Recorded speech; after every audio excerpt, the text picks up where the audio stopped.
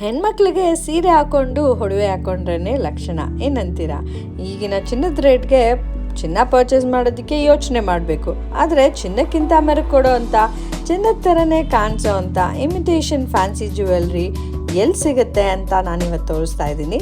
Just 500 ರುಪೀಸಿಂದ 1,000, 2,000, 3,000 ರೂಪಾಯಿಗೆ ನಿಮಗೆ bridal jewellery, temple jewellery, beach ಸ್ಟಡ್ಡೆಡ್ jewellery, ಈಗಿನ ಟ್ರೆಂಡಿಂಗ್ಗೆ ತಕ್ಕಂಗೆ ಎಲ್ಲ ವಯಸ್ಸಿನವರು ಕೂಡ ಹಾಕೊಳ್ಳೋ ಅಂಥ ಒಂದು ಜ್ಯುವೆಲ್ರಿ ಕಲೆಕ್ಷನ್ಸ್ನ ನೀವಿಲ್ಲಿ ನೋಡ್ಬೋದು.